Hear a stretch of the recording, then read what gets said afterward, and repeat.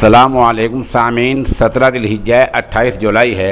हमारी ख़बर का उन्वान है बारिश, सैलाब और बादल फटने से कश्मीर में 40 तो हिमाचल में 14 लोग लापता। ख़बर थोड़ी तफसील से सुन लें।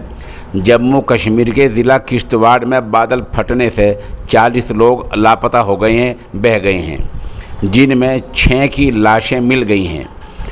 ज़िला किश्तवाड़ के डिप्टी कमिश्नर अशोक कुमार ने बताया कि एसडीआरएफ की तरफ से बचाव मुहिम चलाई जा रही है, यानी पुलिस की तरफ से, फ़ौज की तरफ से बचाव मुहिम चलाई जा रही है, जिसमें 1 दर्जन लोगों को ढूंढ लिया गया है। आसपास के इलाके से 6 ख़ानदानों से घरों को खाली करा लिया गया है और उनको महफूज जगहों पर ले जाया गया है। इलाके की नदियों में तूफ़ानी का माहौल है, सैलाब का, तूफ़ान का माहौल है। ऐसी खबर जम्मू कश्मीर से आई है।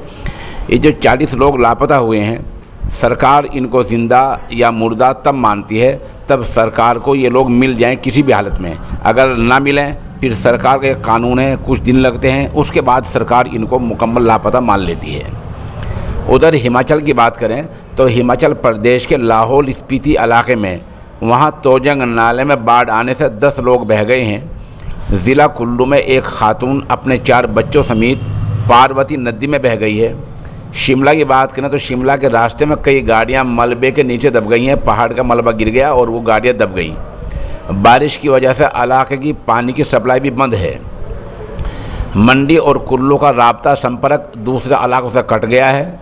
ज़िला किन्नौर में बादल फटा है। वहाँ के गांव रक्षम में बादल के फटने से सेब के बाग को भारी नुकसान पहुँचा है।